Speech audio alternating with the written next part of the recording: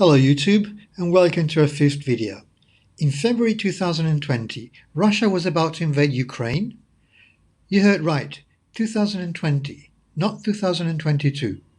Or at least the Western allies may have thought so. And this is why. According to the official fact sheet of Defender Europe 2020, as of February 20th of that year, the exercise supposedly is the largest ever to take place in 25 years, with 20,000 US troops joining the European allies. An article from a few months earlier, October 2019 to be exact, reports a statement from the US Army Europe commander. According to him, the exercise will test the ability to deliver force from the US to European ports, and from there to operational areas throughout Europe, from Germany to Poland, the Baltic states and other nations in Eastern Europe, Nordic countries and even Georgia.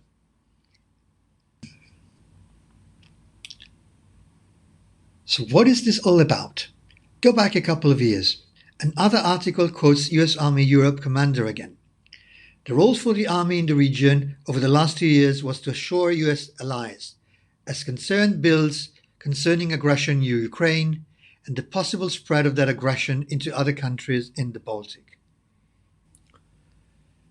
March 2020, we learned from the Minister of Defense of Belarus that Defender Europe is taking place near the Belarusian border, despite reports that it's been scaled down in size because of the COVID pandemic.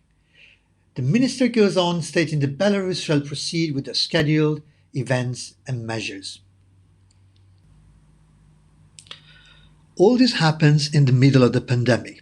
Now there's a couple of interesting news on what goes on within the military.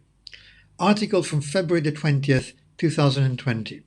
General Ronald Stephens, who leads the Regional Health Command in Europe, is suspended for alleged misconduct.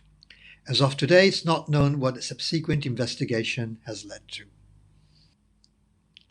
Months earlier, it's December 2019.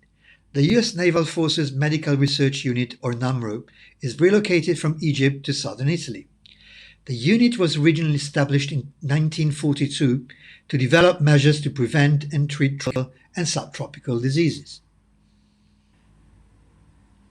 March 20th, 2020.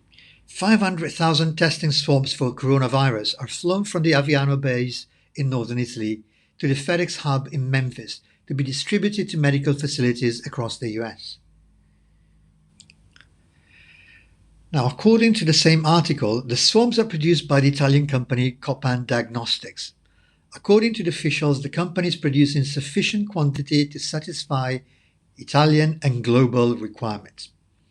The company happens to be located in Brescia. You may remember we already talked about this area in one of the previous videos.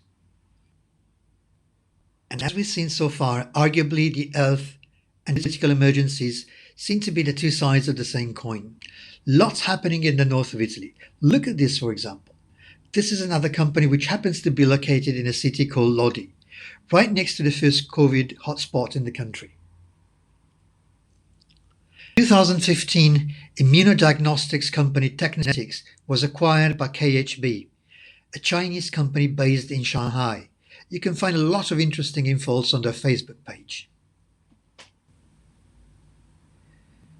For example, here you can see Italy's former Prime Minister Conte at the opening ceremony after the acquisition of another Italian immunodiagnostic firm near Naples. Another shot portrays Professor Galli, one of Italy's most prominent virologists and vaccine advocates. Interesting, huh? Meanwhile, Iraq is producing bioweapons in a factory that supposedly makes vaccines for the foot and mouth disease. Reports that former Soviet Union scientists have begun to work on bioweapons in Iran.